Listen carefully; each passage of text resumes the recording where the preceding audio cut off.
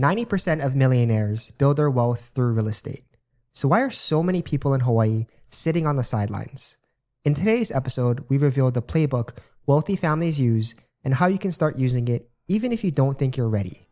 Hi, I'm Randy Ihara. And I'm Danny Ihara. And welcome to the Advisor Podcast.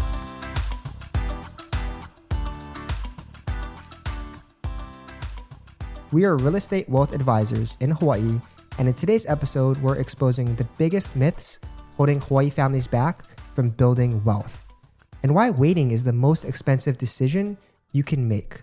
We'll walk you through proven strategies, real success stories, and how everyday people are using real estate to change their financial future. Joining us today is Jarett Kitaoka, one of the top agents on the Ihara Team. JJ has sold more than $100 million in real estate over the past 4 years, giving him a front row seat to where deals go wrong, and he's found success in his approach around advocating for and protecting clients through some of the biggest financial decisions they'll ever make.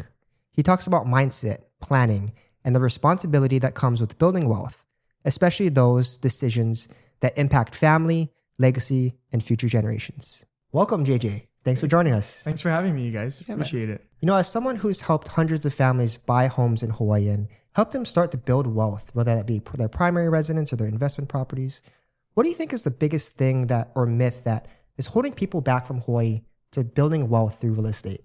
Yeah, that's a great question. I think the most common thing we typically hear when we're dealing with our clients or just in the general public, right, of people here in Hawaii is prices are too high or it's impossible for us to buy a home or rates are too high.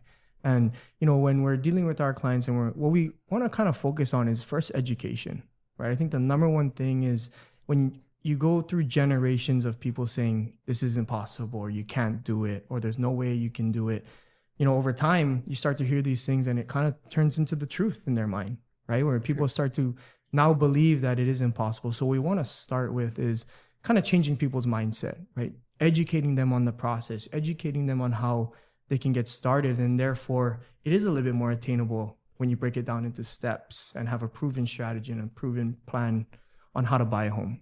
So that's kind of what we want to focus on. Yeah, we love to hear that because you're right. A lot of people do think it's impossible to buy here in the island, right?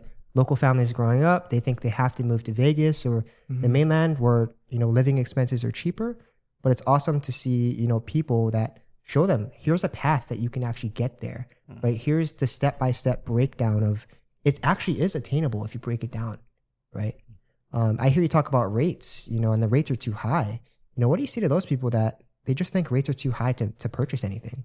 Yeah, that's the most common conversation we've been having over the past few years, right? Or, you know, rates are higher now, but when you really look at it and take a step back and look at it in a, you know, historical average over the past 50 years, the average is actually 7.7%. Yeah, that's right.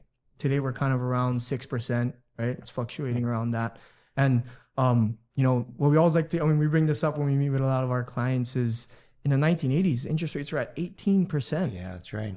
People still bought homes. Yep. And till this day, I don't think if we were to go and speak to anyone that bought a home in the 80s and said, you know, do you wish you never bought because the rates were at 18%? Every single one of them say no. They have no doubts. That's kind of what we like to talk about, right? Rates can fluctuate. We like to use the term, you know, marry the home and date the rate. Yeah. If you can get the home that you really desire and it's within your budget and you can afford it, and it's actually date the rate and marry the home. You see, you date before you marry. You're right. Yeah. So, but yeah, good point. Yeah, because you know you can always change that, right? Mm-hmm. Yeah. So you can always refinance when rates come down, but you can never go back in time and get that home for the same price. Yeah, it is. And I think another thing too is what do you think is going to happen when rates come down? Right, we experienced that during COVID where rates got down below 3% and it was a frenzy. We saw a huge jump in the median sales price for homes. So there is a trade-off there, right? I mean, it's all about creating a plan and a strategy and having the right people guide you in that situation. Yeah, you think about it, when the rates go down, is that a good thing? Well, yeah, it's absolutely a good thing for the buyers, right? The problem comes, though, is then if it's a good thing for you, do you think it's good for other buyers? Mm-hmm. The answer is yeah. What does that mean? That means there's more competition. Yeah. What happens when you have more competition? Right? The rates go up. I mean, the prices go up. When prices go up, then what happens? Well, then your payment goes up.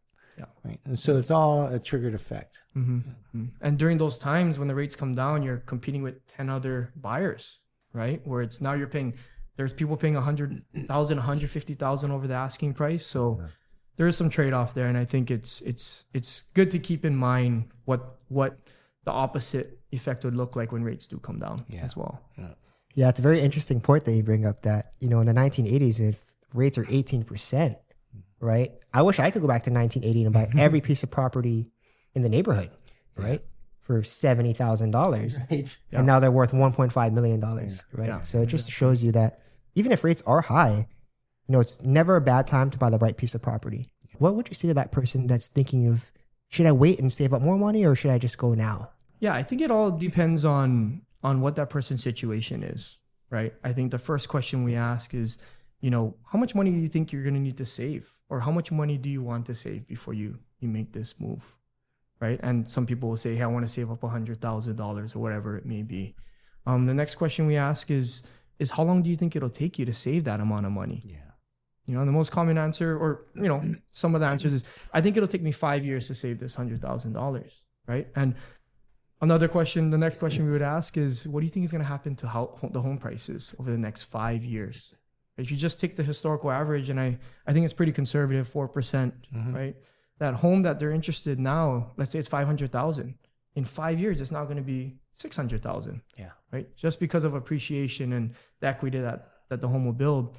So you're spending this 5 years to save up $100,000. You may end up finding yourself in the same position as you were today, having to pay more. So what do you think people should do instead? I think it all depends. I think it's where are you putting your money, right? If you're putting it in a savings account, getting you 0.001%, then I don't know how feasible or smart that is, right? Because you're not even keeping up with the rate of inflation, right? But I think the number one thing is, we always like to use the term, it's not about trying to time the market perfectly. It's time in the market is what creates generational wealth and builds wealth over time. So, getting your foot in the door, even if it's not your perfect home, even if it's not your dream home, a lot of the clients that we deal with that have a lot of wealth in real estate, they started with that $400,000 condo, right? And they built their portfolio and they saved money, and they actually used the equity that they built while they were sleeping. Yeah. Right. That scenario of they bought their homes in 1980 for $70,000 and now it's worth $1,050,000. They didn't save that. They didn't save that over time, right? They're making that through appreciation and equity. Yeah, it's just amazing to see the appreciation that we've seen here in Hawaii, right? Where there's so many people sitting at home that don't realize that they're a millionaire, but they have a house that's worth $1 million, right? I think when you think about someone that's listening that is debating about, should they rent, should they buy, how would you help them make that decision so it's best for them and their family? Yeah, no, that's a really great question. I think that's one of the most common ones we get, right? Because people say, hey, I rather rent because it's a little cheaper, or I want to, buying a home and paying a mortgage is, a lot of that payment is going towards the interest rate in the first half or 3/4 of the loan period, right? Those 30 years. But if you really think about it and break it down, if you're renting, you're paying actually 100% of interest. Yeah. Right? You're not getting any equity back, right? Of course, it could be cheaper now, but another great benefit of having a mortgage or a 30-year fixed mortgage is that mortgage payment stays the same over the next 30 years, right? If you're renting, rents can go up depending on, what's happening in the economy and things like that. So when it comes to rent versus buy, there are certain things or those conversations that we have. We also we have a rent versus buy chart that we find really, really valuable, where we talk to our clients about, and, just to break it down, it's a chart where it shows one person that rents for 30 years versus the person that buys, right? And that person that rents over 30 years, at the end of 30 years, they have zero equity, but they've spent hundreds of thousands of dollars in rent. Or the person on the right, yes, they sacrificed, they saved a little bit of money, maybe got some help from a family member for down payment. And at that same, let's just say it's $2,200 a month in rent, over 30 years, that $500,000 asset is now worth $1.6 million. So this kind of shows the power of appreciation over time. Yeah, the principle of compounding, right? Money is built over time, not overnight. And that's the mindset shift that we're hoping that the younger generations grasp a hold of, right? It's just over time in the market, right? Yeah. And to touch on what you just mentioned is, we're not sitting here saying that it's going to be easy or it's going to be a piece of cake to buy a property, right? But if you take the right steps and you sacrifice, and save money instead of going out. I think the most common thing with a lot of our generation is we like the shiny things. We like to spend our money and just kind of shifting that mindset. We're not saying not to enjoy life, but, put aside some money, make sure that you're investing in the right things, and it can really go a long way because the power of compounding. Yeah. I mean, basically, you have a choice in the matter, right? When money comes in, you have a choice to spend it or invest it. And so your question to yourself is, what's better for you?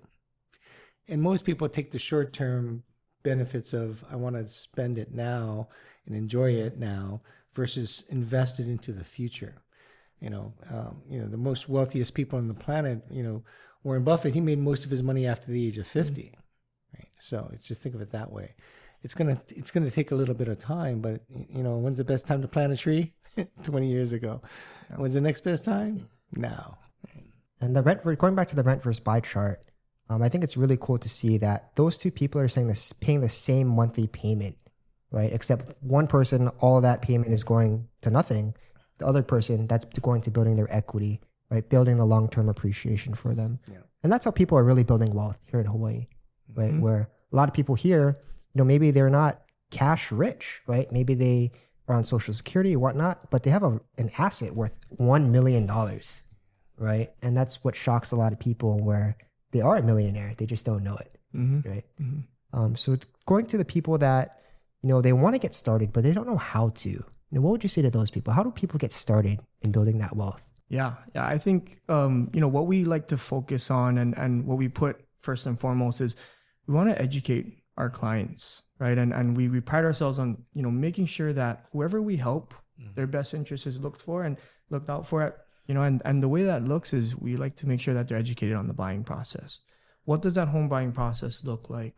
How do we teach them the best ways to protect themselves? How can you protect yourself as a buyer? So part of what we do is, to start the home buying process, to get started, is find someone that, would be a great advocate, and find someone that would be willing to educate you on the process, because that's the first step. Understanding what are the steps, how do you get there, right? And the right group of people will be able to guide you. If I'm listening to this today, how would I know that I found the right person? How do I know that this guy's going to protect me or this girl's going to protect me? Yeah, I think the most common thing we do is we ask, buyers, do you know the 7 ways that you can cancel on a contract? Real estate agents only get paid when they close on a transaction, right? For us, we have a different approach to it. And that approach is that we're always going to look out for your best interests, and we're actually going to teach you the 7 ways that you can cancel on a contract. If there's ever a property that you're interested in and it's not right for you. But Jay, I want to buy a property. Why would I want to worry about canceling on it? I want to buy. Yeah. Why do you keep telling me I should be worried about canceling? Well, the reason why is because there's a lot of unknown things that happen throughout the buying process, right? And you find a lot out during the home inspection. There's a termite inspection. There's association and condo documents, right? Survey, and all these different contingencies that you'll go throughout the buying process. And it's important to have the right person in your corner, making sure that you're taking the proper steps to do your due diligence on the property. Makes sense.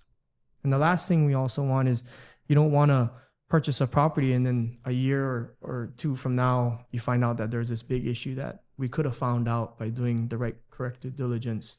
And now you're stuck with maybe not being able to resell the property, or stuck getting fines and things like that, holding you back from building wealth. Yeah, you never want a client saying, I wish I knew this before I bought it, right? Yeah. That won't happen on our watch, I guess. Yeah, so we actually give a buyer's class where we go over these things that you mentioned, right? How to protect yourself during the buying process, what to look out for. What are the different items that you need to be aware of before purchasing? Now, what are the different offer strategies, especially when you're writing an offer and there's, 4 other buyers, what's the different strategies that we can go about so that you can actually win your dream home?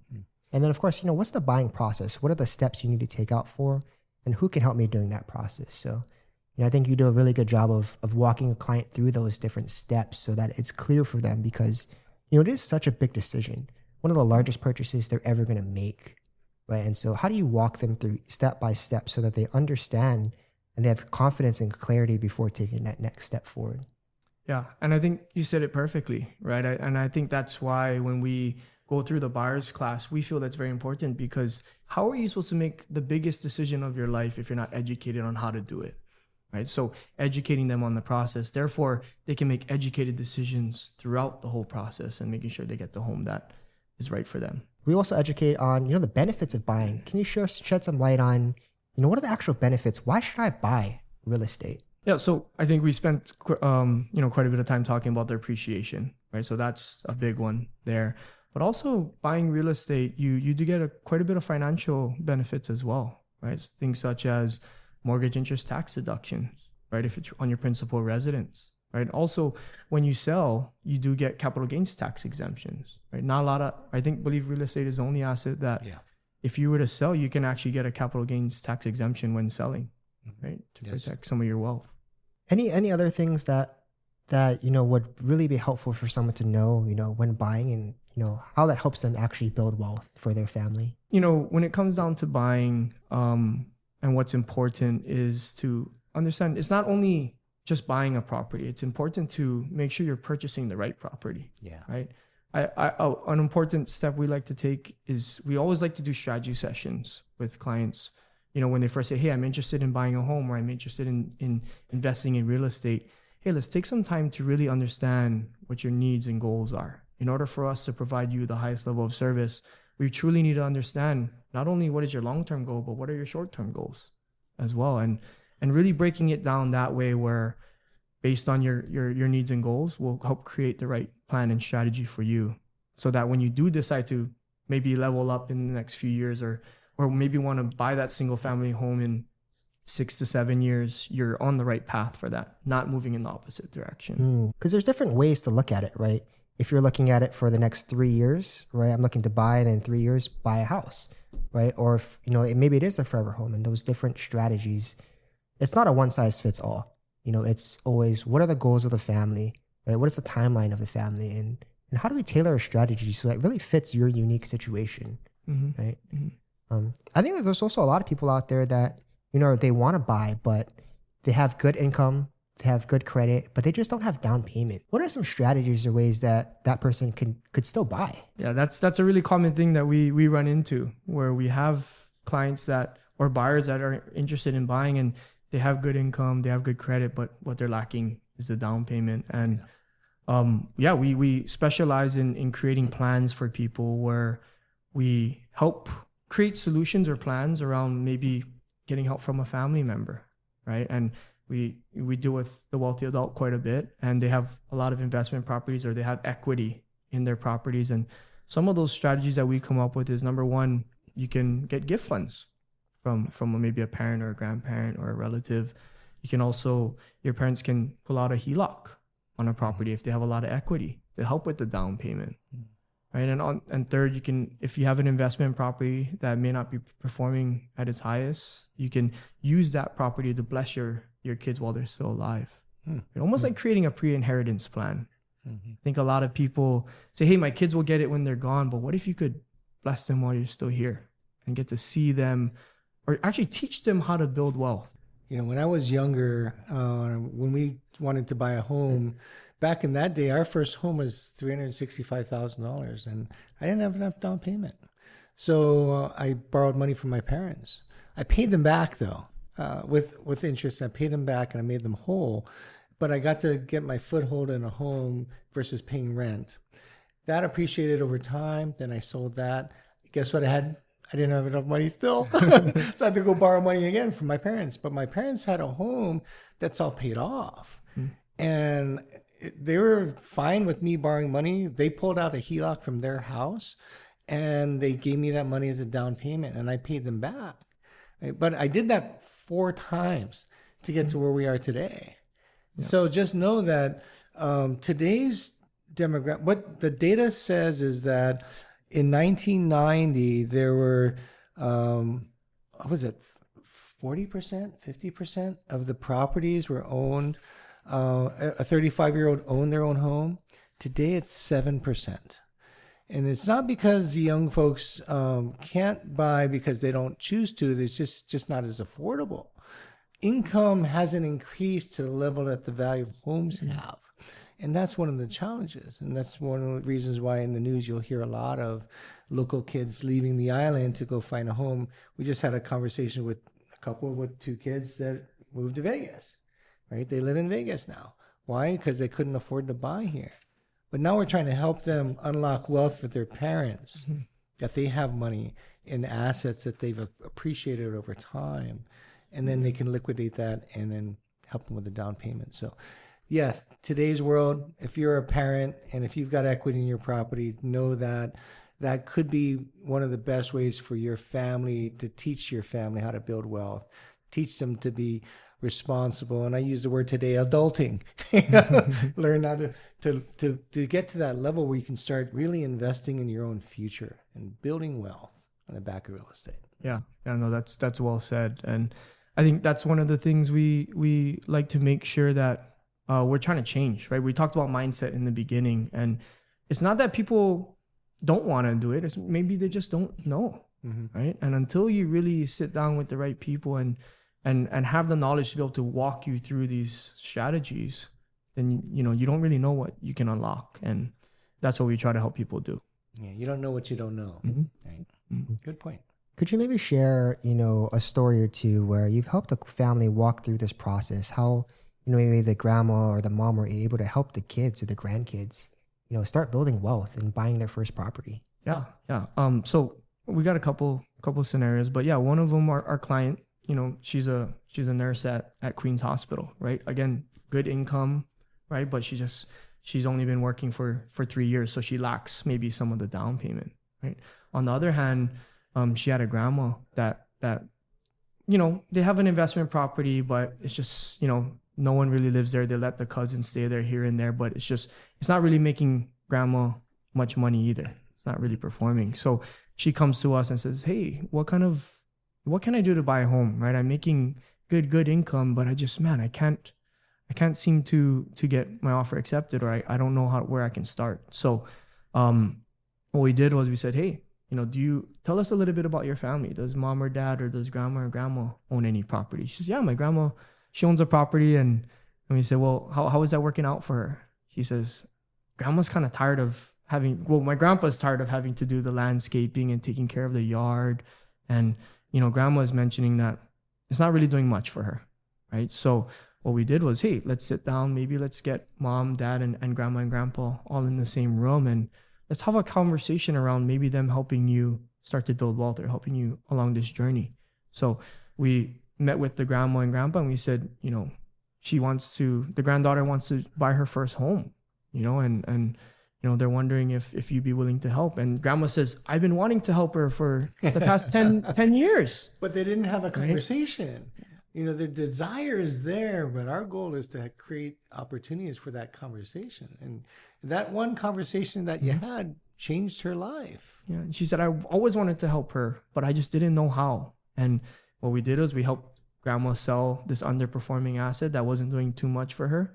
And she actually blessed the granddaughter and seeded her the down payment to buy, a new luxury condo in Ward Village, right? And it brought so much joy to not only the granddaughter, but to the grandma as well. I think, she was just so happy that she was able to help her granddaughter start to build wealth. And it was just great to see. And both parties are very happy later on. Awesome. Yeah, it's a great story because she really is starting to build wealth already instead of waiting until maybe the grandma passes and then she can maybe start, right? But getting a 10, 20, 30-year jump start on building wealth really makes a difference, right? Going back to the power of compounding, right? It really, really makes a difference over time. That's how these people make money. It's not overnight, it's over time, right? Any other stories that, really touched your heart and seeing these families being able to do great things that they didn't even know was possible? Yeah. Another good story is we had a family. So it is a little bit more of a complex, strategy that we built, right? But essentially, our client came to us and said, hey, my son is getting married, pretty soon. And we want to make sure he has a home when him and his wife get married, right? And they're just like, well, we don't know how we can make that possible, right? We have all these properties. So they had one in Palolo, a single family home, and he had an investment property and things like that, but they just lacked the cash, right? And at the time, the son, he had a good job, but he didn't have enough work history, right? So he didn't have those 2 years of income to be able to afford it. So they're kind of pigeonholed with the timing of everything. So we, again, sat down with everyone and just said, hey, let's take a holistic look at your portfolio, your real estate portfolio, and see what could be possible.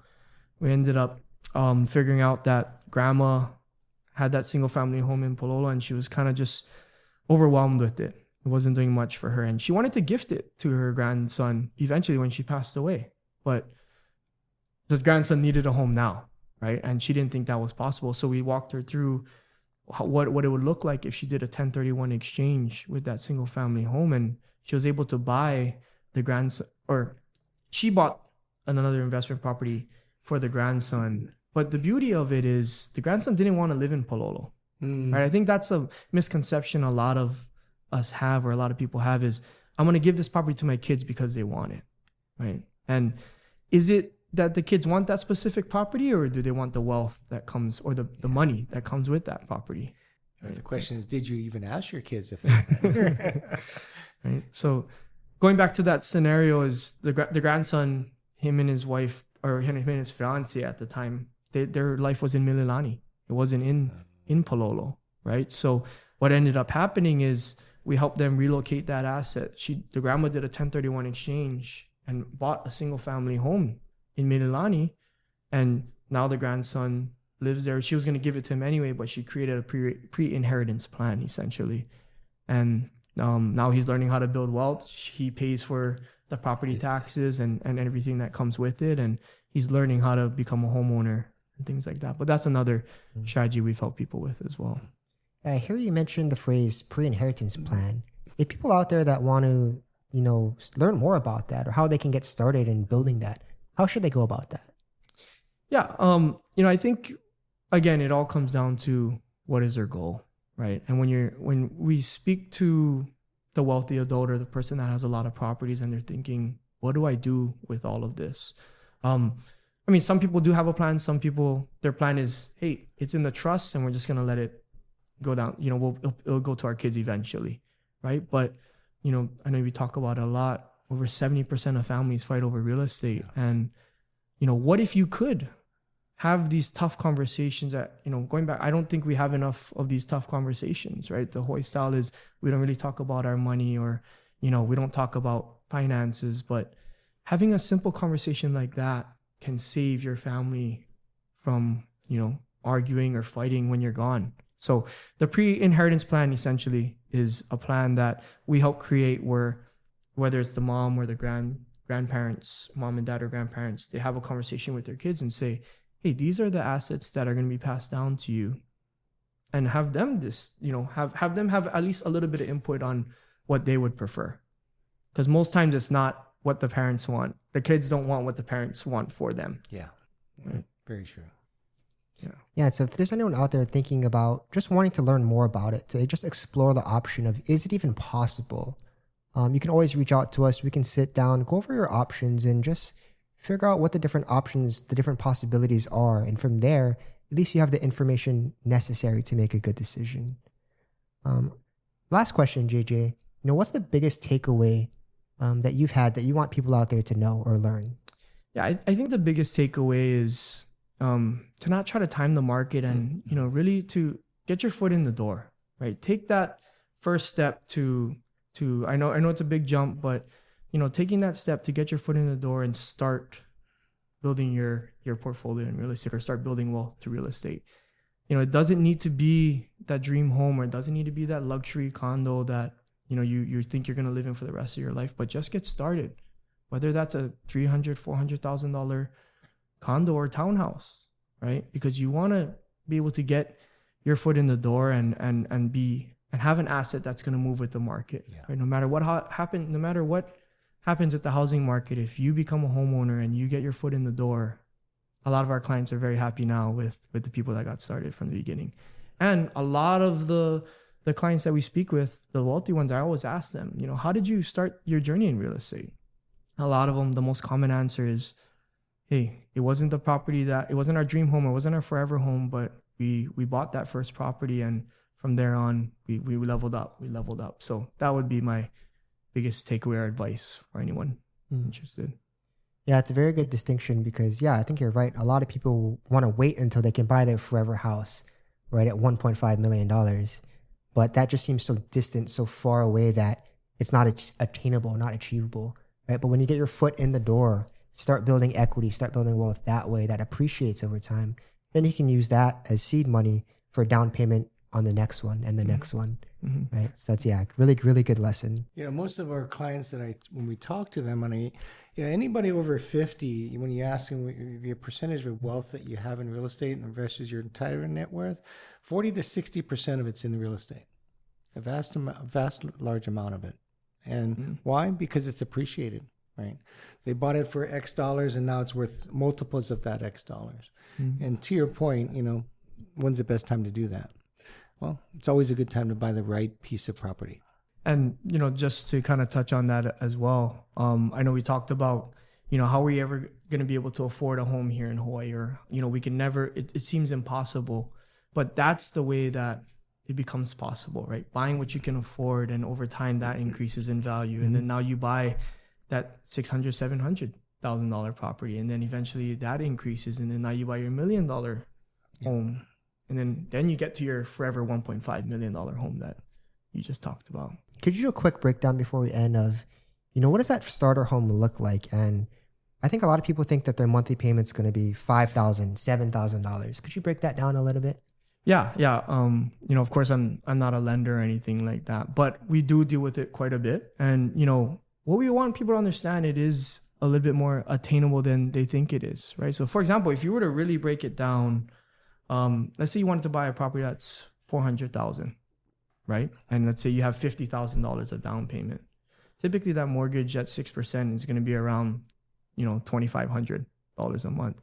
If you were to take that, typically a lender would pre-approve you on, 40 to 45% of the debt to income on that, right? So if your mortgage is $2,500, right? Typically, if you were to make $70,000 to $80,000 a year, you could afford a $400,000 property. And I think when we sit in these strategy sessions, or we sit with our clients and we go over what's possible, a lot of their eyes open up when they actually break it down on what that mortgage payment would look like. Right? So for a $400,000 property, if you put $50,000 down, it could be around $2,500. And for a lot of people, that is attainable if you really, really think about it. Every home that we bought at the top of our price point. And the reason for that is somebody wise asked me, do you believe my income's going to rise? And I said, the answer is yes. So if that's the case, if you're pushing the limits now, just know over time it's going to be easier. You're going to have more money, which is good. As long as you save that extra money, then you can parlay that into the next property. And I think a little tip too as well is there are programs that buyers can take advantage of too, right? Where, there's programs such as 2-1 buy downs, and there's, you can buy points down or take advantage of first time home buyer loans and things like that. So, it is attainable. And I think just finding the right people and people that are willing to advocate for you and educate you on the process, like how we do, I think really goes a long way in making buying a home attainable here in Hawaii. Well, thank you, JJ. Appreciate your time. Thank you, guys. That was fun. Thank you. It's an honor to be on it. Thanks for tuning in to the Advisor Podcast. If you got value from today's conversation, be sure to check out our previous episodes to learn more about how we can help families build wealth, protect wealth, and pass it on through real estate. And if you had somebody in mind during this time that we were together today, please share that with them. We look forward to catching you on the next episode. Aloha.